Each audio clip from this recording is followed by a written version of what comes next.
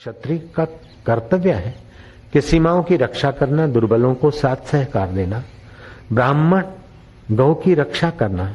लेकिन जब मनमुख हो गए, शराबी कबाबी बन गए और भर्त्सना करने लग गए तो परशुराम ने उन्हें दंडित किया। और 21 बार परशुराम ने क्षत्रियों को दिन के तारे दिखाए। प्रसन्न वदन होकर भगवान शिव जी के दर्शन करने को जा रहे थे कैलाश की ओर। मां उमा को वंदन करने जा रहे थे, लेकिन देव बड़ा बलवान है। 3 प्रकार का प्रारब्ध होता है।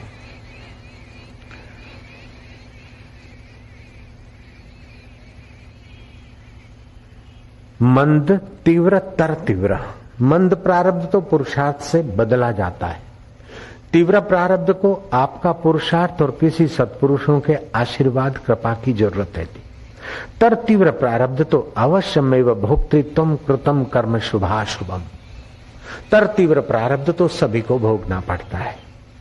जैसे मान लो कोई मंद रोग है, मानो पैर कट गया, आपने सोप्रोमाइसिन फलाना ढींगड़ा किया, उससे ठीक नहीं हुआ। एक साधु का कार के नीचे पैर आ गया था, एड़ी कट गई थी। मैंने उन्हें नरेंद्र हॉस्पिटल में टांके दिलवाए, इंजेक्शन दिलवाया, कैप्सूल खिलवाए। महीना भर हो गया, उस साधु को ठीक नहीं हो रहा था। साधु ने मुझे कहा कि बापूजी, मैं जरा सा ठीक हो जाऊं, मैं तेल बनाऊंगा, उससे ही सब ठीक हो जाता है। उन्होंने तेल बनाया और उस सुबह और शाम वो तेल लगाते थे। जो काम सोप्रोमाइसिन, डेटोल, डॉक्टर और कई टिक्कियां, एंटीबायोटिक आदि नहीं कर सकी, वो साधु के तेल ने काम किया। उस तेल को फिर हमने सर्वगुण तेल नाम देकर समिति वालों को बताया। अब मैंने देखा कि कहीं फोड़ा पक्का अंदर हो रहा है। तो एक बार फोड़ा हुआ था तो पुष्कर में, तो मैंने नस्तर रखवाया था और काफी दिन के बाद वो फोड़ा से जान छूटी। अभी एक फोड़ा हुआ था पेट के तरफ, वो तेल रगड़ा, 2-3 दिन में फोड़ा गायब। एक बार उंगली कटी, सर्वगुण तेल रगड़ा, 2-3 दिन गायब। 2-4 दिन पहले कुछ चोट लगी थी और खून बहा था, सर्वगुण तेल लगा, 2-3 दिन में ठीक हो गया। तो साधु ने ये सर्वगुण तेल बताने की विधि दी। तो जैसे ये सर्वगुण तेल घाव पर अथवा फोड़े पर काम करता है, ऐसे सर्व हरि है ऐसा समझकर कर्म करते हैं तो सब जगह वह समझ काम कर देती है। तो मंद तीव्र, मंद रोग हो तो अपने पुरुषार्थ से, तीव्र कुछ चोट बोट हो तो तीव्र औषधि से, तर तीव्र हो तो महाराज डॉक्टरों की हाजिरी में ही पेशेंट को रवाना होना पड़ता है। खुद डॉक्टरों को भी तर तीव्र रोग में शरीर से हाथ धोने पड़ते। तो मंद प्रारब्ध, तीव्र प्रारब्ध, तर तीव्र प्रारब्ध, ये रहा होगा कोई तीव्र प्रारब्ध परशुराम का और गणपति जी का भिड़ना। गणपति जी को देखकर परशुराम ने अपनी विजेता का कुछ बना होगा चित्त में उत्साह उल्लास। अरे हटो, तो गणपति जी हटे नहीं। तो आपस में तू मैं हो गई। तू मैं हो गई तो परशुराम ने धक्का दे मारा तो गणपति जी गिर गए। गणपति जी गिर गए। अब गणपति जी को लगा कि परशुराम के अहम को थोड़ा नियंत्रित करना अनिवार्य है। गणपति जी ने अपना गरिमा रूप धारण किया, बड़ा रूप धारण करके परशुराम को सूंड में पकड़ के डुलाने लगे। तो परशुराम ने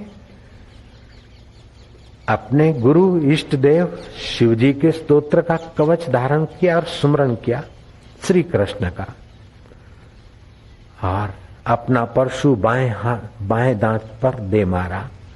दांत के टूटने का तड़ाका हुआ। यक्ष, गंधर्व, किन्नर और देवलोक के लोग कंपित हुए। पृथ्वी पे हाहाकार हो गया और वे गजानंद प्रभु, जिनकी समता सदा सेवा में रहती है, रक्त के फुहारे छूट रहे, देखने वाले आक्रांत कर रहे हैं, लेकिन गणपति जी शांत सौम्य भाव में पड़े। मां उमा को खबर दी, कार्तिक जी ने सारा वृत्तांत सुनाया। उमा मां कोपायमान हो गई और भगवान शंभ सदाशिव तक खबर पहुंची। शिव जी भी पधारे। पार्वती जी गणेश जी की ओर देखते हुए दयामयी मां का हृदय अपने हाथ न रहा।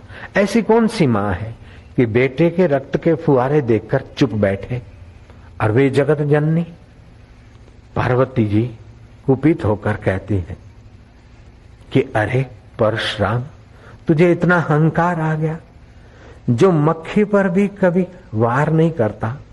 ऐसा मेरा सहिष्णु जितेंद्रिय पुरुष इस विश्व में, गणपति जी जैसा जितेंद्रिय पुरुष कौन है?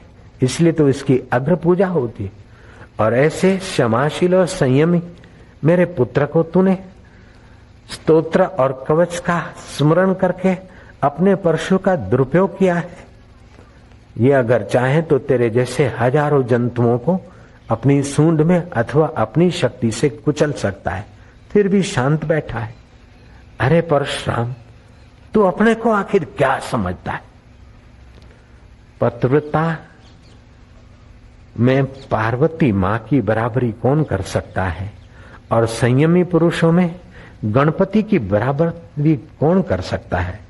न पार्वती परा साध्वी, न गणेशात परो वशी ही।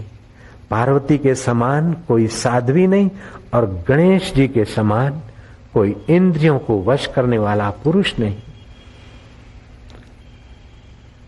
परशुराम ने देखा कि मां कोपायमान हुई। अब परशुराम को कुछ खबर हुई कि मेरे से अनुचित हो गया है। परशुराम ने मन ही मन अपने इष्ट देव का चिंतन किया।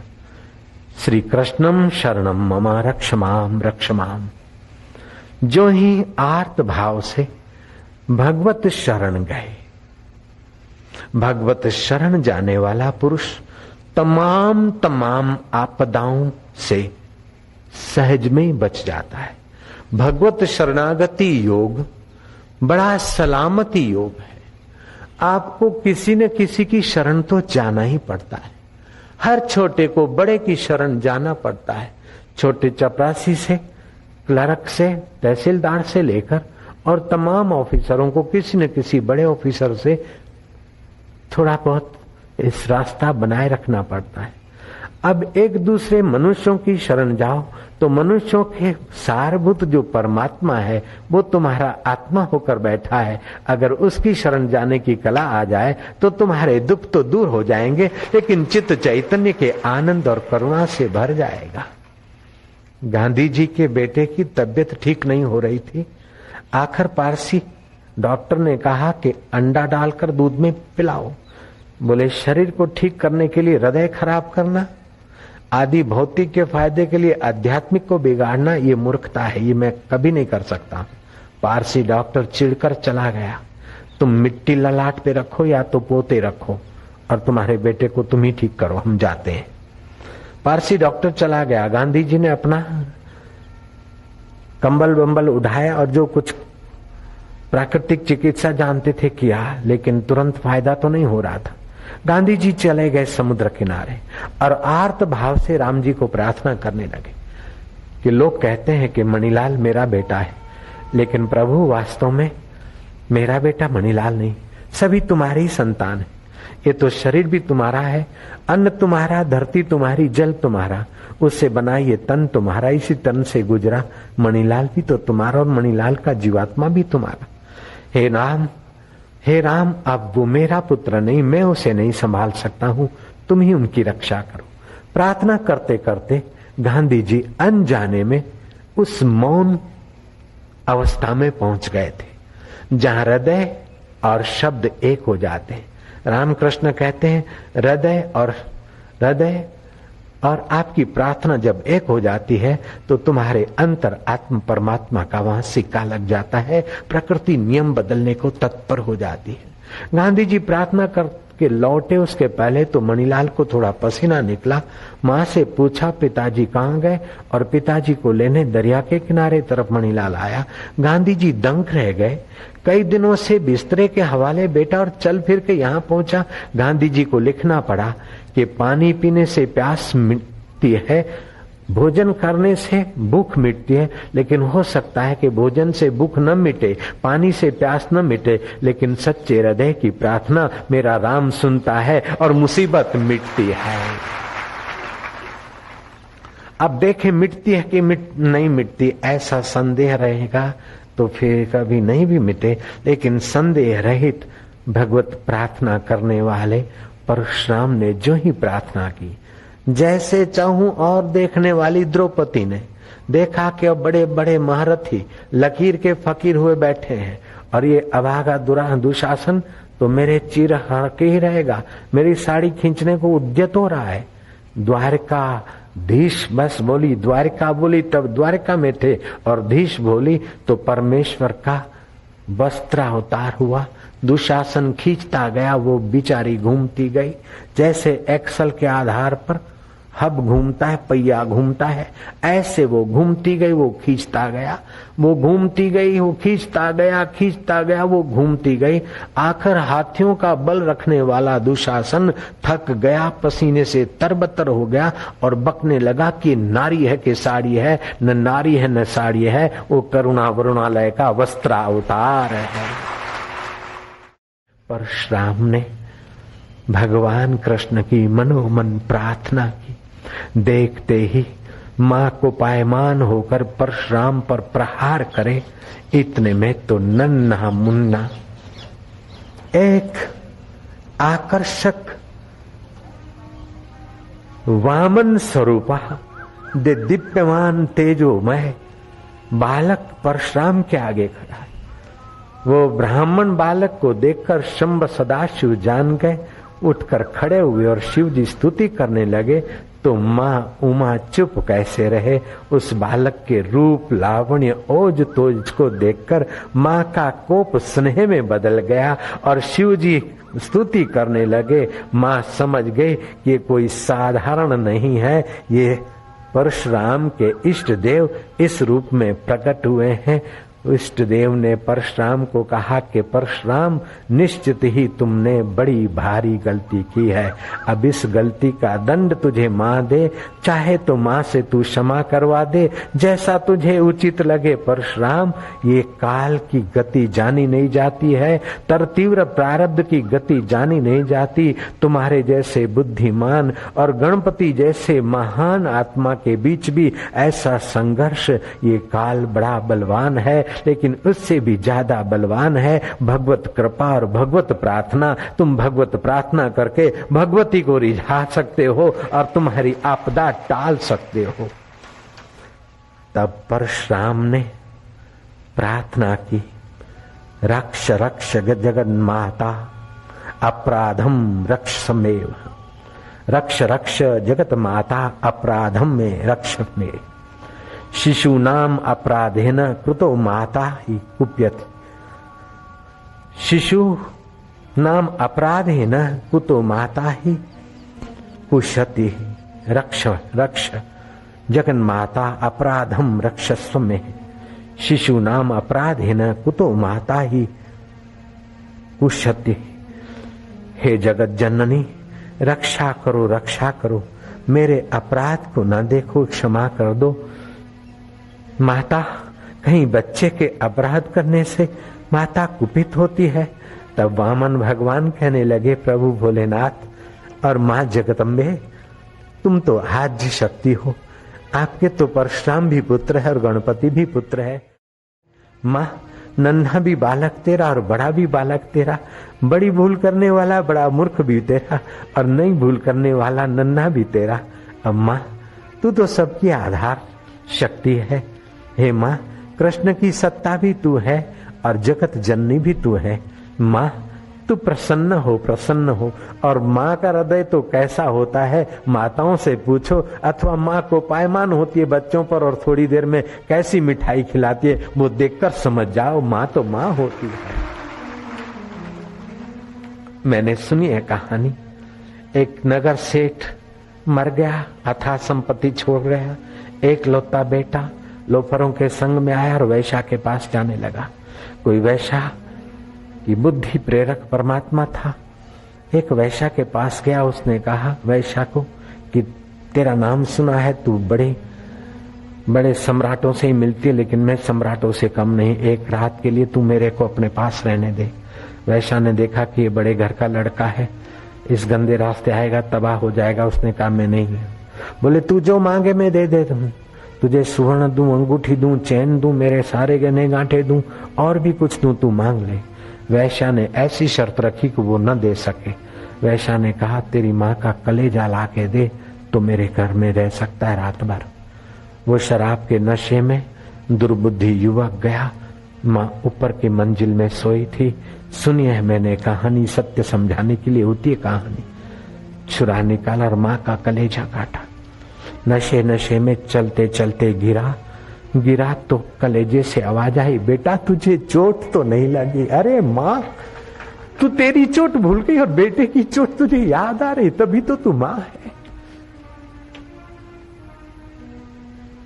10 शिक्षक, एक आचार्य, 100 आचार्य, एक पिता, 100 पिता मिला दो 100 पिताओं का भाव, तब एक माँ का हृदय बनता है। और दुनिया भर की सभी माताएं तो तेरा ही स्वरूप है। माँ तू परशुराम को क्षमा नहीं कर पाएगी क्या? माँ कहती क्षमा तो मैंने कर ही दी कृष्ण, परशुराम को मैं आशीर्वाद देती हूँ, बेटा तेरा परशु अजय होगा, तेरा यश धरती पर फैला रहेगा और गणपति और तुम्हारे बीच स्नेह रहेगा। हे परशुराम तुम जुग जुग जियो, रेणु का पुत्र तुम्हारा मंगल हो। अपने बेटे गणपति देव का दांत तोड़ने वाले परशुराम को वरदान देने वाली जगदम्बा की जय हो। अम्बे मात की जय। कैसे हैं भारत के देव, कैसी है ये भारतीय संस्कृति, कैसी है उदार संस्कृति, कैसी है परस्पर देवो भव की संस्कृति और भगवान को प्रकट करने वाली संस्कृति। कर्मों की गति बड़ी गहन है, कर्म का फल भोगना पड़ता है। एक ही उपाय है कि कर्म तो करे, लेकिन करने की सत्ता जिस सर्वेश्वर से आती है उसकी प्रीति अर्थ कर्म करे तो आपका कर्म नैष्कर्म सिद्धि हो जाएगा, निष्काम कर्म योग हो जाएगा। फिर कर्म बंधन आपको बांधेगा नहीं। शुभ तो उसके चरणों में, जब शुभ वो स्वीकार कर लेगा तो अशुभ कर्म में आपको दंड भोगने के लिए क्यों भेजेगा? ऐसा कोई लक्षाधिपति करोड़ाधिपति तुमने देखा कि जिसकी पत्नी फटे चित्रे पहनकर फुटपाथ पे भीख मांगे वो चुप रहेगा? किसी करोड़ाधिपति का बेटा फटे चित्रे पहनकर भीख मांगे तो इज्जत सेठ की जाएगी। ऐसे तुम ईश्वर के होकर शुभ कर्म ईश्वर को अर्पित करते हो तो कहीं छोटा मोटा गलत हो भी गया तो वो करोड़पतियों के बाप का बाप तुम्हें क्षमा करके अपनी देवी संपदा देकर, अपनी प्रार्थना देकर, पवित्र भाव देकर तुम्हारे हृदय में रस भर देगा। तो एक होता है स्मार्त कर्म, दूसरे होते भगवतीय कर्म। स्मार्त कर्म ये है कि एक देवे 10 पावे। तीर्थ में जाकर करे तो और ज्यादा, कोई ग्रहण है, चंद्र ग्रहण है, सूर्य ग्रहण है, कोई अच्छा और शुभ है तो 10 का 100 गुना फल भी होता है। स्मार्त कर्म से भी भगवतीय कर्म बहुत बहुत ज्यादा हितकारी। कैसे हम समझे? एक राजा मंदिर की सीढ़ियां चढ़ रहा है। मालिनी ने कहा अंदाता बाप जी घनी थम्मा। राजा ने हार ले लिया, 4 सीढ़ियां चढ़ा, दूसरी मालिनी ने कहा अंदाता बाप जी हार चढ़ा। राजा ने हार ले ली। दोनों भगवान के चरणों में धरकर राजा ने एक टक प्रभु को देखा, प्रणाम किया। लौटते समय मंत्री को बोला पैसे दे। मालिनी ने सोचा कि हार तो है 4 आने का, लेकिन 5 रुपये मांग लूं, दे देंगे। मालिनी ने कहा 5 रुपया दे दो, दे दिया। दूसरी मालिनी से पूछा, उसने बोला अंदाता पिया? मैं पिया की कर लिया? अंदाता थे तो हमारा माई बाप हो, थे मोरो हार स्वीकार कीधो के मने आनंद है।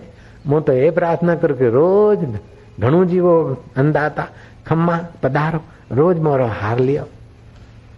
कितना भी राजा ने कहा, लेकिन मालिन ने नहीं लिया। राजा ने इस वक्त तो कुछ नहीं दिया, मालिन की सेवा स्वीकार कर ली। लेकिन सेवा स्वीकार कर ली किसने? राजा ने। मंत्री को कहा कि इसका एड्रेस खोज लो, इसके बेटे को राज्य की कोई खास नौकरी पे रख दो, और इसके पास जमीन कितनी जांच कर लो, 10-15 एकड़ से जमीन दे दो। अब राजा उसके फूलों की कीमत चाराने के बदले 5 रुपया नहीं चुकाता है, अपनी ओर से देता है। ऐसे जो आप कर्म करते हो, माँ की सेवा करो, बिचारी माँ है, मैं बेटा हूं, सेवा करूंगा तो मेरे को वारसा मिलेगा, है विकर्म बना दिया। गरीब गुरबे की सेवा किया जरा दिखावे के लिए, विकर्म बना दिया, बंधन बना दिया। कुछ कर्म किया सेवा का और मेरा नाम हो, वाहवाही हो, गड़बड़ कर दी। कर्म तो किया लेकिन वाहवाही हो चाहे गालियां पड़े, ईश्वर मेरा खुश हो, तो आपने कर्म को अकर्म बना दिया और आपके कर्म को भगवान ने स्वीकार कर लिया। और भगवान जब देगा तो राजा से भी अनंत गुना देगा। राजा तो 5-25 एकड़ जमीन दे दिया, छोरे को नौकरी दे दिया, लेकिन वो राजाओं का राजा तो अपने आप को दे डालता है, अपने आप को प्रकट कर देता है तुम्हारे हृदय में। ये होता है भगवतीय कर्म। तो आज का ये श्लोक हमें कर्म करते समय कर्म बंधन बढ़ाने के लिए कर्म न हो, अपितु कर्म से कर्म काटने की कला सीखें। कर्म बंधन नहीं, कर्म काटने की कला ये गीता सिखाती है। भगवान अर्जुन को कहते हैं कि मया आसक्त मना पार्थ योगम युंजन मदाश्रयः असंशयम समग्रम माम यथा ज्ञाससि तत्शृणु। मेरे में मन आसक्त है जिसका, भगवान में आसक्त होने का एक सुंदर उपाय। अगर भगवान में आसक्त नहीं होंगे तो भोग में आसक्त होंगे, देह में आसक्त होंगे, परिस्थितियों में आसक्त होंगे, और परेशानी के सिवा और क्या मिलता है। ईश्वर में आसक्ति नहीं होगी, शाश्वत में आसक्ति नहीं होगी तो नश्वर में होगी, और नश्वर की आसक्ति बारंबार नाश के तरफ धकेलेगी। फिर जन्म लो और फिर नाश हो जाओ, फिर जन्मो और फिर मरो, फिर जन्मो और फिर मरो, ऐसे करते करते सदियां बीत गई। भगवान बुद्ध कहा करते थे, हे भिक्षु को, ये जो पहाड़ दिख रहा है तुम्हारे कई जन्मों के अस्थियां इकट्ठी करे तो इस पहाड़ को नन्ना कर दे, इतने तुमने जन्म लिए। और ये जो सरोवर लहरा रहा है, तुम हर जन्मों में रोए हो, और उन आंसुओं को एकत्रित करे तो ये सरोवर छोटा दिखेगा। अब तुम चेत जाओ, सावधान हो जाओ। भगवान कहते हैं मया आसक्त मना पार्थ योगम युंजन मदाश्रयः असंशयम समग्रम माम यथा ज्ञाससि तत्शृणु। हे पृथुनंदन, मुझ में आसक्त मन वाला मेरे आश्रित होकर योग का अभ्यास करता हुआ तू मेरे समग्र रूप को निसंदेह जैसा जानेगा, उसको सुन।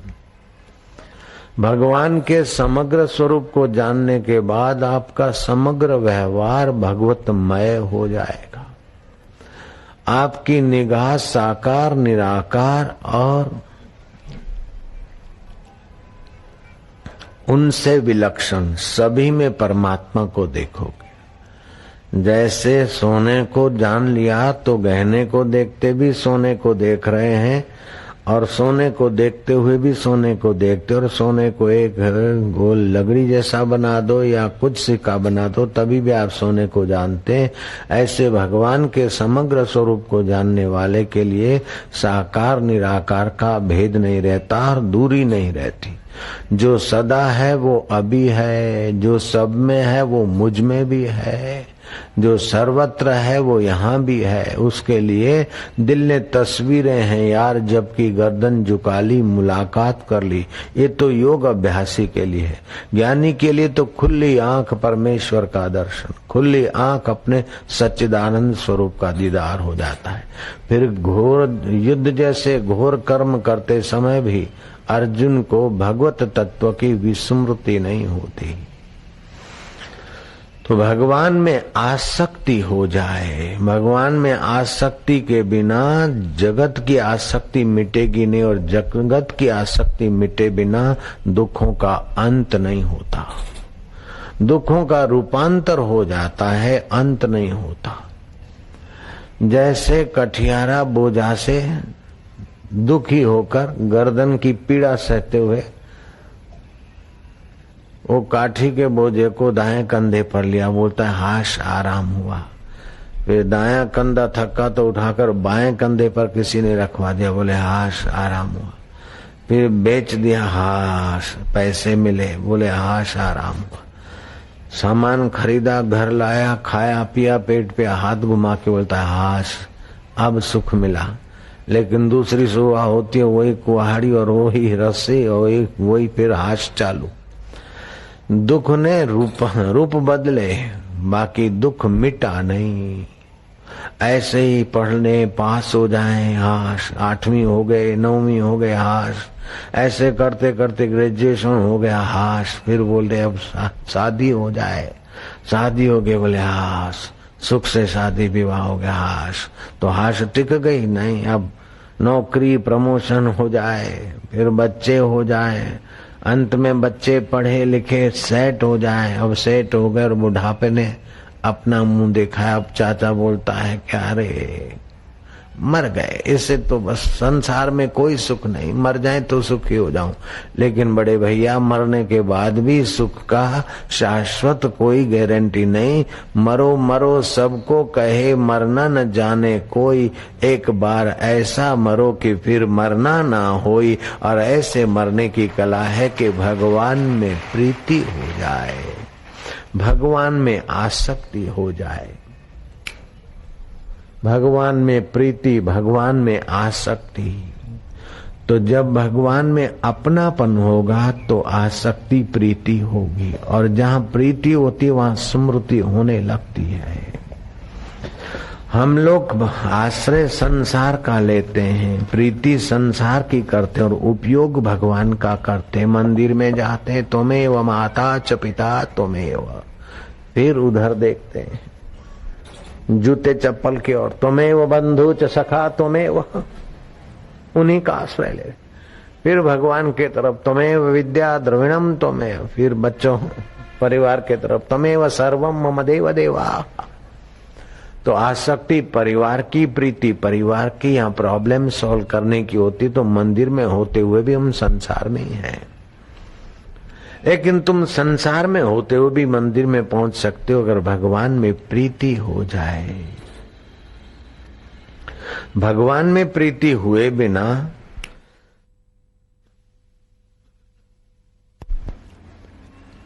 प्रॉब्लम का अंत नहीं होता। हाँ, रूपांतर होता है, अंत नहीं होता। अभी कोई दुख, अभी कोई मुसीबत आई, थोड़ा रूपांतर हुआ, हटी, लेकिन फिर बड़े में बड़ा मृत्यु का भय तो सबके सिर पर नाच रहा है, और मरे तो फिर जन्मे। जन्म दुखम जरा दुखम जाय दुखम पुनः पुनः अंत काले महा दुखम तस्मात् जागरही जागरही जागरही। ऋषि कहते हैं कि जन्म के दुख का ख्याल करो। माँ के गर्भ में ये तुम्हारे माता पिता के रजवीर्य का लिक्विड जब शरीर के रूप में रूपांतरित होता है तो गर्भाग्नि उसे 9 महीने उस प्रोसेस में पकाती है। जैसे बाहर हमारी कोई चमड़ी उतार दे तो जो पीड़ा होती वैसी पीड़ा जन्म लेते समय शिशु को होती है, लेकिन बेचारा बोल नहीं पाता, रुदन करता है या तो मूर्छित सा हो जाता है। गंदगी के साथ जन्म लेता है, मकोड़े कीड़ी मच्छर को भगा नहीं सकता, पेट की पीड़ा बता नहीं सकता, दांत आते पीड़ा सहता है, फिर थोड़ा बड़ा हुआ, कभी कीड़ी ने मकोड़े ने कटा, कभी कुछ हुआ कभी कुछ हुआ, ऐसे करते करते पढ़ने गया, कभी न पास हुआ तो दुख है, पढ़ा हुआ या भूल गया तो दुख है। ऐसे दुख तो जरा सा सुख का, हर्ष का जरा सा तरंग आता है, बाकी तो दुख ही दुख। इसीलिए संसार को शास्त्रों ने कहा दुखालय, अशाश्वतम दुखालय है, शाश्वत नहीं और दुखालय है। मजे की बात है कि नश्वर शरीर चंचल मन का सदुपयोग करे तो शाश्वत सुख स्वरूप को परमात्मा को पा सकता है, और उनके बहाव में बहे तो मनुष्य योनि से भी नीच घोड़े गधे और हाथी भेड़ पौधों की योनि में, क्रिकेट आदि की योनि में नृग राजा जैसों को भटकना पड़ा। संसार की आसक्ति बड़े बड़े राजाओं को कीड़े मकोड़ियों की योनि में धकेल देती है, क्रिकेट आदि की योनि में धकेल देती, और परमात्मा की आसक्ति जीवात्मा को परमात्मा मय बना देती है। भगवान को पाने की इच्छा मात्र से मन में सद्गुण आने लगते, और संसार के मजे लेने की इच्छा मात्र से मन में कूड़ कपट बेईमानी सुकड़ान शुरू हो जाती। संसार मिलेगा तो पूरा नहीं मिलेगा। अरे जो उदयपुर भी एक व्यक्ति को पूरा नहीं मिल सकता, उदयपुर की एक कॉलोनी का भी एक व्यक्ति, एक लत्ते मोहल्ले का भी एक व्यक्ति मालिक आज के इनकम टैक्स के जमाने में नहीं हो सकता। लेकिन परमात्मा मिलते तो पूरे मिलते हैं। संसार मिलता है तो जरा सा मिलता है और संभाल संभाल के मर जाओ, छूट जाता है। लेकिन भगवान मिलते तो पूरे मिलते, और फिर संभालने की मुसीबत नहीं, छूटने का भय नहीं। ऐसे भगवान के लिए नानक जी कहते हैं, पूरा प्रभु आराधिए, पूरा प्रभु आराधिए, पूरा जाका नाम नानक पूरा पाइए, पूरे के गुण गाए। पूरा प्रभु आराधिए, पूरा जाका नाम नानक पूरा पाइए, पूरे के गुण गा। अब शब्द तो जरा सा है राम, लेकिन वो पूरे प्रभु का है। रोम रोम में रम रहा है, अखिल ब्रह्मांड में रम रहा है वो चैतन्य राम। से कांटा निकलता है, लोहे से लोहा कटता है, हीरे से हीरा कटता है, ऐसे ही आसक्ति से आसक्ति मिटती है। संसार की आसक्ति मिटाने के लिए भगवान में आसक्ति हो जाए, इसलिए भगवान को अपना मानो और बार बार उसका जप करो। जप के साथ उसका पूजन करते जाओ तो जप का प्रभाव 10 गुना हो जाएगा। अगर बाह्य पूजन करते हो तो जप का प्रभाव 10 गुना, और मानसिक पूजन और ध्यान करते हो तो जप का प्रभाव 100 गुना हो जाता है, और अंतर का रस प्रकट होने लगता है। परमात्मा मिलते हैं तो पूरे मिलते हैं, और उन्हें संभालने की इच्छा मेहनत मजूरी नहीं होती। संसार मिलता है तो तनिक मिलता, और संभलवा संभलवा के हमको खपा देता है। भगवान को पाने की इच्छा से सद्गुण उभरने लगते, और संसार की वस्तुएं पाने की इच्छा मात्र से दुर्गुण उभरने लगते। संसार को याद करते करते मर गए तो दुर्गति हो जाएगी, और भगवान को पाने की इच्छा से मर भी गए तो भगवान के धाम में जाने का शुभ अवसर आ जाएगा। और भगवान को पाना ही वास्तविक में पाना है, संसार को पाना भ्रांति मात्र है। एक होती है प्राप्ति और एक होती है प्रतीति। तो संसार की प्राप्ति नहीं होती है, संसार की होती है प्रतीति कि मेरे को मकान मिल गया, मेरे को गाड़ी मिल गई, मेरे को बेटा बेटी पत्नी गहने गांठे मिल गए। ये हमारा हमारा हमारा हमारा करके सब छोड़ के जिस शरीर को बोलते मैं, वो भी छोड़ के जाना पड़ता है। तो जैसे स्वप्न में प्रतीति होती है कि घर मेरा है, ये दुकान मेरी है, ये गाड़ी मेरी है, ये गहने गांठे मेरे हैं, बेटे बेटियां मेरे हैं, फलाने मेरे हैं, प्रतीत हो रहा है मेरा है मेरा है। लेकिन आंख खुली तो सब छू, ऐसे यहाँ आंख बंद हुई तो सब छू। भगवान शंभ सदाशिव कहते हैं, उमा कहूं मैं अनुभव अपना, सत्य हरि भजन जगत सब सपना। नानक जी कहते हैं, जैसे जल से बुलबुला उपजे बिन से नीत, जग रचना तैसी रची जान ले रे मीत।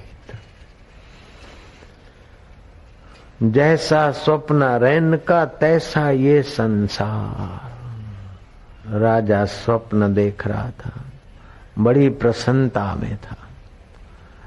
घर में कुछ गड़बड़ हुई और नौकर भागता आया, मंत्री को बुला के ले गया, और मंत्री ने देखा कि लड़का तो गया हाथों से, आंख की पुतलियां चढ़ गई हैं, ठंडा हो गया। वैद्यराज ने घोषणा कर दी कि वो कुंवर मर गया। मंत्री भगा हुआ आया, राजा जहाँ आराम कर रहे थे राजा को बोला, राजन राजन राजन। राजा चौंके, बोले क्या है रे, क्यों परेशान किया है? मैं तो इंद्र बना बैठा था और चंवर डुला रही थी ललना है। पागल कहीं कि मेरा राज छीन लिया। बोले राजा साहब वो आप सपना देख रहे थे, मैं खबर ले आया हूँ, आपका कुंवर मर गया। बोले वो सपना था तो ये भी तेरे बाप का सपना ही है, ये सच्चा कैसे है?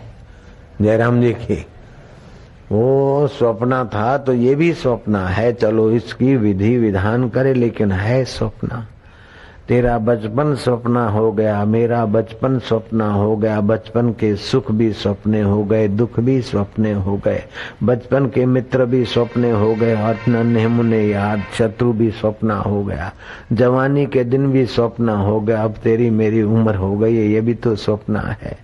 ऐसे ही इंद्र बना था, ये भी स्वप्न है, और बेटा मर गया, ये भी स्वप्न है। ये सारा जगत स्वप्न है, ऐसा सोचकर भगवान ही अपने हैं जो करोगे तो भगवान में प्रीति हो जाएगी, आसक्ति हो जाएगी और दुख सुख का आकर्षण नहीं रहेगा। ये भगवान ज्ञान सहित विज्ञान कहेंगे। ज्ञान सहित विज्ञान जिसको भगवान का मिल गया, उससे फिर भगवान दूर नहीं, वो भगवान से दूर नहीं। भगवत प्राप्ति के लिए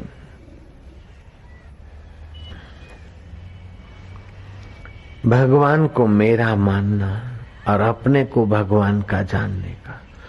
दूसरा है कि भगवान कण कण में, क्षण क्षण में, श्वास श्वास में, सत्ता स्फूर्ति में उसी की सत्ता है। जो कुछ है स्थूल सूक्ष्म कारण वो भगवान की माया मात्र है, भगवान की लीला मात्र है, भगवान का विवर्त मात्र है, ऐसा समझे। जैसे गंगा की तरंग भी जल है, बुलबुले भी जल है, फैन और झाग भी जल है, ऐसे ही सब कुछ भगवतमय है, ऐसा सोचना भी भगवान को। अथवा तो जहाँ जहाँ नजर पड़े पक्षी की लोल कर रहे हैं तो उसमें चेतना मेरे प्रभु की है। ऋषियों की क्या पैनी दृष्टि है, क्या सूक्ष्म ब्रह्मवेताओं ने हमारे उपासना के लिए उपाय खोजे। 4 पैर वाले प्राणी का नाम रख दिया भगवान का नाम। पशु पश्यति पशु, जो इंद्रियों के द्वारा देख रहा है अंतर में, जो तुम्हारे मन को देखता है, तुम्हारी इंद्रियों को जानता है। आंख ठीक देख रही कि नहीं देख रही उसको मन देखता है। मन हमारा शांत है कि अशांत है उसको मति निर्णय करती, और मति ठीक निर्णय करती कि नहीं उसको हमारा वो परमात्मा देख रहा है। तो इंद्रियों को देखने की सत्ता, मन को संकल्प विकल्प की सत्ता, बुद्धि को निर्णय करने की सत्ता, और ये ठीक करें कि नहीं उस सब को वो देख रहा है। पश्यन्ति पशु, जो सबको सत्ता स्फूर्ति दे रहा है और देख रहा है, उस परमेश्वर का एक नाम पशु है। 4 पैर वाले प्राणियों का नाम पशु रखकर ऋषियों ने अनुग्रह कर दिया कि उन पशु को देखते याद आ जाए कि वह परमात्मा का नाम है। जय राम जी की। पश्यन्ति पशु, पक्षी भगवान का नाम है। जो अपने भक्त का पक्ष ले उसे पक्षी कहते हैं। 2 पंख वाले प्राणियों का नाम ऋषियों ने रख दिया पक्षी। पक्षी दिखे तभी परमात्मा की याद आए, पशु दिखे तो परमात्मा की याद आए। किल्होल करता नन्हा मुन्ना मधुर हास्य छटा करता है तो उसके चैतन्य स्वरूप परमेश्वर की याद आ जाए। तो इस प्रकार जहां तहां भगवती याद आ जाए तो भगवान में आसक्ति हो जाएगी। योग तो बहुत लोग करते हैं, लेकिन भगवान के लिए योग करें। रिद्धि सिद्धि पाने के लिए योग करे, स्वास्थ्य के लिए योग करे, दुख मिटाने के लिए, संसार की कुछ उपलब्धि के लिए योग करे। ऐसे योग तो कई करते हैं, लेकिन मया आसक्त मना पार्थ योगम युंजन मदाश्रया। मुझ में आसक्त मन वाला मेरे आश्रित होकर योग का अभ्यास करे। फिर भक्ति योग का अभ्यास करे, ध्यान योग का अभ्यास करे, कर्म योग का अभ्यास करे, लय योग का अभ्यास करे, नादानुसंधान योग का अभ्यास करे, लेकिन करे भगवान के लिए बस। अगर भगवान के लिए किया जाए तो युद्ध भी एक प्रकार का कर्म योग हो गया अर्जुन का, लंका में जाना सेवा योग हो गया हनुमान का। भगवान के लिए करूं, रोज सुबह उठो कि प्रभु तेरी सत्ता मिलती है, हृदय धड़कता है, तेरा ही ज्ञान मिलता है, मन बुद्धि को सत्ता मिलती है। ये पृथ्वी तेरी है, जल भी तेरा है, बादल तेरे, सूरज तेरे, तो जो अनाज होता है वो भी तेरा है। हमारी मैं एक कल्पना मात्र है, बाकी ये सब कुछ तेरा है। तो अन्न तेरा है, तो अन्न से जो तन बनता है वो भी तेरा है। अन्न खाते हैं उसके 3 भाग हो जाते हैं, स्थूल भाग रोज शरीर से विदाई करना पड़ता। दुनिया तुम्हारे किसी दुश्मन ने नहीं बनाई, ये पक्का कर लो। दुनिया किसी आपके शत्रु ने नहीं बनाई, दुनिया किसी भूत प्रेत भैरव ने नहीं बनाई, दुनिया तो आपके परम हितैषी ने बनाई, जो प्राणी मात्र का सुहृद है और आपको कैसे कहां से ले ला के कष्ट या अनुकूलता देकर कैसे ऊपर उठाता है। एक शिकारी था, विरला नाम था, भील विरला। भटका लेकिन शिकार नहीं मिल रहा है। सोच रहा है कि क्या मेरा पाप है, भगवान क्या मेरे को भूखा मारेंगे। भूखा मारकर भी तुझे कहां ले जाना चाहता है मूर्ख, तुझे पता नहीं। भटकते मध्याह्न का भटकता संध्या हो गई, अंधेरी रात हो गई, कुछ मिला नहीं। उस समय तो लगता है कि बुरा हुआ, हाय रे बुरा हुआ, लेकिन उस बुराई के पीछे कितना वो तेरा परम मंगलकारी मंगल करता है तुझे पता नहीं। भटकते भूख और प्यास ने सताया। एक साधु की झोपड़ी दिखी और छोटा सा शिवालय। पानी पीने के बहाने कहे समझो, लेकिन उस शिवालय के पास रहना पड़ा रात भर। उस साधु की हरि कथा शिव कथा सुनी और उस अपराध वृत्ति वाले शिकारी का जब मृत्यु हुआ तो यमराज ने कहा कि अनजाने में शिवरात्रि जागरण, संत दर्शन और भगवत कथा सुनी है। अब यह विरला राजा वीरसेन बनेगा। राजा वीरसेन को लगा कि एक रात्रि शिवजी के लिए जागरण हुआ, वो भी भूख प्यास, मजबूरी का नाम महात्मा गांधी। तो मुझे वीरले उस हिरण के मांस की खोज वाले, खरगोश के मांस की यहाँ और प्राणियों के मांस की खोज वाले को अनजाने में संत कौर शिव जी की कथा का आश्रय मिला तो मैं वीरसेन हुआ। अगले जन्म की स्मृति आई। भगवान शिव का बड़ा वीरसेन राजा भक्त हुआ। पूरे राज्य में शिव मंदिर और शिव पूजा की महिमा कराई और जीवन भर शिव चिंतन स्मरण में राज्य काज में गया। मरने के बाद वो शिव जी का गण होकर वहां सूक्ष्म रूप में रहने लगा। दक्ष प्रजापति ने गड़बड़ी की और नारद जी घूमते घामते आए। शिव जी से पूछा कि माँ पार्वती नहीं दिखाई दे रही। बोले वो अपने दक्ष पिता के यज्ञ में गई है। नारद जी बोलते प्रभु ऐसा न कहो, यज्ञ में गई है, वर्तमान के वचन मत बोलो। यज्ञ में गई थी। शिव जी बोलते क्या मतलब, गई थी क्या, आई तो नहीं है, गई थी नहीं, गई है। बोले नहीं प्रभु गई थी और आपका अपमान करने के लिए यज्ञ का आयोजन था, किसी को नीचा दिखाने के लिए। शुभ कर्म भी अशुभ फल देता है। माँ पार्वती दुखी होकर योग अग्नि प्रकट करके अपने देह का अंत लाया। अब नए सिरे से वो प्रकट होगी, जन्म लेगी। और दक्ष ने ऐसी ऐसी लुच्चाई की। शिव जी को पायमान हुए और अपनी जटा से एक बाल नोचा और राजा वीरसेन जो हो सूक्ष्म रूप शिवलोक में रहता था, उसको संकल्प करके उसको प्रकट कर दिया। और जरा युद्ध राजा बने थे, शिकारी थे, तभी भी मारपीट में कुशल थे। राजा बने तभी भी युद्ध में कुशल थे। तो अब जाओ वीरभद्र जरा देखो दक्ष के यज्ञ को। वही वीरभद्र अभी भी पूजा जा रहा है। कहाँ तो एक भील और कहाँ परमात्मा की करुणा कृपा उसके वीरभद्र होकर पूजवाने की योग्यता लाती। ऐसे ही मनुष्यों का कहां तो एक पिता और माता के शरीर से पसार होने वाला साधारण जीव, ऐसे जीव कई नाली में बह जाते हैं और वो फिर माँ के गर्भ में आया और फिर रहा, फिर संस्कार मिले और कहीं कोई भक्त बना, कोई सेठ बना, कोई साहूकार बना, कोई इधर का उधर का ज्ञाता बना। ये कितनी उसकी सुंदर व्यवस्था है। ज्यों ज्यों उसकी व्यवस्था और उसकी लीला को विचारोगे तो उसमें प्रीति होने लगेगी, प्रीति जोर पकड़ेगी, आसक्ति हो जाएगी। मया आसक्त मना पार्थ योगम युंजन मदाश्रयः असंशयम समग्र माम यथा ज्ञाससि तत्स्नु। भगवान का आश्रय और भगवान की प्रीति। हम क्या है, मंदिर में जाते हैं, ऑफिस में जाते हैं तो आश्रय तो नौकरी का लेते हैं, लेकिन प्रीति होती है पगार में। जयराम जी, आश्रय सरकारी नौकरी का लेते, आश्रय दुकान का लेते, आश्रय किसी का लेते, लेकिन प्रीति किसी में होती है।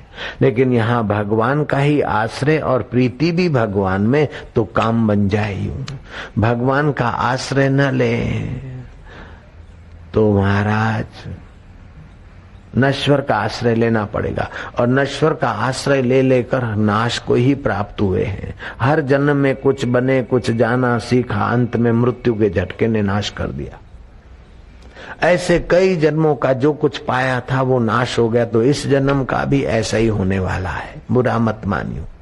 आज तक तुमने जो जाना है दुनियावी, आज तक जो तुमने पाया है, आज तक जो सीखा है, और आज के बाद जो जानोगे, पाओगे, सीखोगे, मृत्यु के एक झटके में क्या होगा? नाश हो जाएगा कि नहीं होगा? आज तक जो शरीर को संभाला है, मृत्यु के एक झटके में नाश हो जाएगा कि नहीं होगा? पढ़ी पढ़ी पढ़ी पढ़ी जग पढ़ो, लिखी लिखी लिखी क्या कीन, तुलसी हृदय रघुबीर न चीना तो बिरथा जन्मदीन। पढ़ पढ़ के सब जग पढ़ लिया, लिख लिख के आखिर क्या किया? बुढ़ापा आता है, विस्मृति हो जाती है, पढ़ा हुआ भूल जाते हैं। जोरों का बुखार आ जाए तो बुद्धि का ज्ञान जरा दब जाता है, नहीं तो मृत्यु का झटका आता है तो सब छू हो जाता है। लेकिन भगवान में प्रीति किया, आसक्ति किया, लेकिन 100% 100% नहीं हुई, 50% भी नहीं हुई, थोड़ी सी प्रीति हुई और मृत्यु ने झटका मारा, आपका शरीर मर गया। शरीर मर गया, लेकिन भगवान का जो भजन किया, भगवान में जो प्रीति की, वह प्रीति मौत का बाप भी नहीं मिटा सकता है। हमने सुना होगा कि रहीदास अगले जन्म के एक साधक थे। बचपन से ही भगवान का भजन करते थे। संत तुलसीदास उनका दर्शन करने गए, 10 वर्ष के रहीदास का। मीरा को गुरु मंत्र दिया रहीदास ने, और मीरा ने श्रद्धा भक्ति से रटा और भजन किया, मेवाड़ को झुमाया, और अभी भी नारी जाति को प्रोत्साहन मिल रहा है मीरा की गाथाओं और कथाओं से। मीरा के नाम से गायक लोग रोकड़ी कर लेते हैं, 50-50, 100-100 रुपए की टिकट। लागी लगन वो तो महलों में पली, बनकर जोगन चली, बनकर जोगन चली करके लोग रोकड़ी कर लेते। तो रहीदास ने दिया हुआ मंत्र, और रहीदास अगले जन्म रामानंद स्वामी के शिष्य थे। किसी कारण गलती हो गई, गुरु ने श्राप दे दिया कि मुझे चमार के घर का अशुद्ध अन्न खिलाया, मन भगवान में नहीं लगता, तुझे एक योनि दंड के रूप में चमार के घर जाना पड़ेगा। वही साधक मरने के बाद रघु चमार के घर जन्मा। मृत्यु ने उसका शरीर तो छीन लिया, लेकिन की हुई भक्ति प्रीति मृत्यु का बाप भी नहीं छीन सका, और बचपन में ही वो भक्ति जागृत हो गई। अष्टावकर और जनक अगले जन्म में गुरु के शिष्य थे, अभ्यास करते थे। त्रुटि रहने के कारण जनक को तो राज्य मिला, लेकिन वो भगवत प्राप्ति की प्यास बनी रही, और अष्टावकर को माँ के गर्भ में ही भगवत तत्व का ज्ञान साक्षात्कार हो गया। जैसे कोई बीज बोया है, आज नहीं तो कल परसों वो फूट निकलता है, ऐसे ही जनक के संस्कार थे। अष्टावकर गुरु मिले और जरा सा स्विच ऑन किया, फिटिंग थी, लाइट का कनेक्शन था, जरा सा स्विच ऑन किया। ऐसे अष्टावकर के निमित्त मात्र उपदेश से जनक को राज्य में साक्षात्कार हो गया। अगले जन्म का योगी हमने सुना, अगले जन्म के भक्त हमने सुने, लेकिन अगले जन्म का डॉक्टर मैंने आज तक कहीं देखा सुना नहीं। डॉक्टर होना है तो फिर से ABCD पढ़ो और MBBS बनो। वकील बनना है तो फिर से क ख ग ABCD लिखो और पढ़ो और फिर वकील बनो, सनत लाओ। लेकिन भगवान की भक्ति तुमने जितनी की और जहाँ छोड़ी है वहां से फिर तुम्हारी यात्रा शुरू हो जाती है। भगवान में प्रीति एक बार हो जाए तो उसको मौत का बाप भी मैं नहीं तोड़ सकता, क्योंकि भगवान शाश्वत है, अमर है। तो उनकी प्रीति थोड़ी भी हो जाए तो मौत उस प्रीति को मार नहीं सकता है। देखा होगा कि एक ही कुटुंब में एक ही माँ के 2 पूत हैं, एक को तो बैठाती पढ़ाती समझाती फिर भी भगवान में नहीं लगता, और दूसरे को कुछ भी नहीं कहती, बेटा खाना खा ले, बोले नहीं माँ अभी मेरी पूजा बाकी। उद्धव 5 साल के थे और कृष्ण की पूजा करते, माँ बोलती बेटा कलेवर कर लो, बोले माँ भी पूजा बाकी। और दूसरे बैल जैसे चोरे होते थे, उनके माँ बाप बोलते देखे 5 साल का ध्यान भजन करता तू कर, बोले मैं तो नहीं करता। तो उद्धव के अगले जन्म की भगवत भक्ति थी, आपकी अगले जन्म की होगी तो अभी आगे बढ़ो, कुछ बड़े हुए अपने को पाओगे। अगर अभी की भी है तभी भी यात्रा पूरी हो जाए तो परमात्मा की प्राप्ति, और यात्रा अधूरी रह गई तो परमात्मा के लोकों के, दिव्य लोकों के भोगों की प्राप्ति। यज्ञ याग करके स्वर्ग में जाता है और वो पुण्य नष्ट करके भोग भोगता है। लेकिन भगवान का भक्त अगर अधूरी साधना रह जाती है तो दिव्य लोकों के भोग उसको मुफ्त में मिलते हैं। फिर से जहां साधना छूटी है वहां से उसकी शुरू हो जाती है।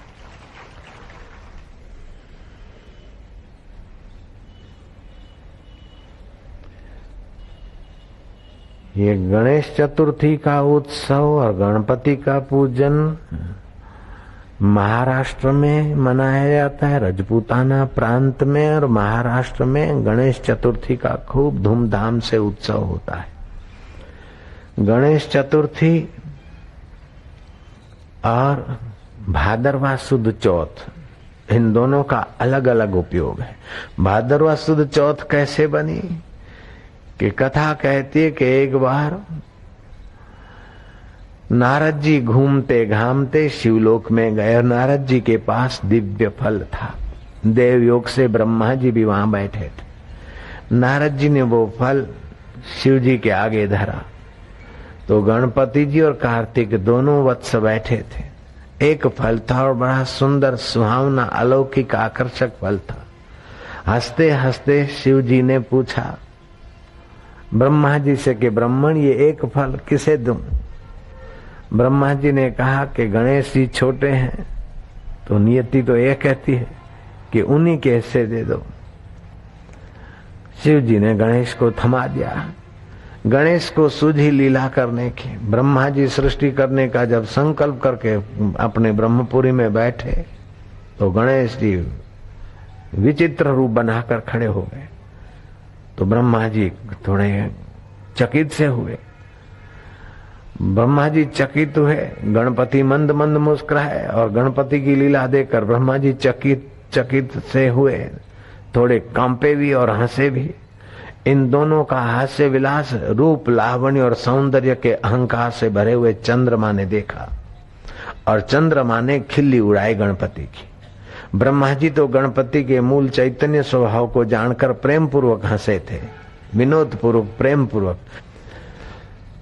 वो गणपति को देखकर चंद्रमा अहंकार से भरकर हंसे थे। अहंकार से किसी को कोई चीज देते हो तभी भी उसमें मजा नहीं आता, और प्रेम से अगर गाली भी देते हो ना उसमें भी रस आता है। जय राम जी की। शादियों में क्या होता है, प्रेम से गालियां तो मिलती और क्या होता है, दुल्हा की माँ को गालियां देते फिर भी हो जाती। वैसा ढिजारे दुश्मन जी दुआ वर्णन सजणन जूं गारियूं थियूं, आहे सब ख्याल जो चरखो जगत दिलदार जी मूरत। दुश्मन की दुर्जन की दुश्मन की मिठाई भी कड़वी लगती और सज्जन की गालियां भी मीठी लगती, क्योंकि अपना तो है। तो ब्रह्मा जी हंसे तो अपना तो भाव से हंसे और चंद्र हंसे तो और भाव से हंसे। तो भगवान गणपति ने चंद्र को श्राप दे दिया कि तुझे सौंदर्य का अहम है, तू हमारी खिल्ली उड़ाता है, तेरे को कोई देखेगा नहीं, तू मुंह दिखाने के लायक नहीं रहेगा। चंद्रमा श्रापित होकर मलिन होकर बड़े दुखी हुए फिर उपाय पूछा देवताओं को भेजकर क्या किया जाए, तो भगवान गणपति के स्तोत्रों का पाठ करके गणपति जी का क्रोध शांत और तुम्हारे प्रति उनकी अमित दृष्टि हो, ऐसी विधि बताई देवताओं ने। और इस विधि के अनुसार गणपति जी को प्रसन्न करके चंद्र ने क्षमा याचना की। तब चंद्र को गणपति जी ने कहा कि और दिनों में तो तेरी कला बढ़ेगी लेकिन फिर घटेगी, और चौथ के दिन तूने ये मजाक उड़ाई तो भादरवा सुद चौथ को तो तुझ पर कलंक रहेगा। तू किसी को मुंह दिखाने के काबिल नहीं रहेगा। कोई तेरा मुंह देखेगा तो उस पर कलंक, पाप और उसे सहन करना पड़ेगा। और लोगों को याद रहे कि अपने रूप, लावण्य और सौंदर्य को देखकर दूसरे किसी की अवहेलना, अपमान नहीं करना चाहिए, क्योंकि सभी में सच्चिदानंद परमात्मा पूर्ण है। उस परमात्मा की दृष्टि जागृत रखना चाहिए, अवहेलना की दृष्टि नहीं रखनी चाहिए। तब से ये भादरवा सुद चौथ को श्राप मिला कि भादरवा सुद चौथ को कोई चांद देख ले तो उसे कलंक लगेगा, पाप लगेगा और उसे वर्ष भर कष्ट उठाने पड़ेंगे। लोग बच जाते हैं, चौथ से थोड़े बच निकलते, और जो बोलते हैं हमें तो कुछ नहीं हुआ, हम देखते हैं क्या होता है, फिर उनको पता चलता है कि कितने विशेष होता है। तो संसार में महत्व बुद्धि रखे तो कोई परमात्मा को जान नहीं सकता है। कितना भी योग करे, कितना भी तप करे, कितना भी व्रत करे, लेकिन संसार में आसक्ति है तो परमात्मा को नहीं जान सकता है। और परमात्मा में आसक्ति तो संसार के व्यवहार में गला डूब पड़ा रहे फिर भी उसको बंधन नहीं होता है, क्योंकि परमात्मा की आसक्ति उसको परमात्मा से मिला देगी।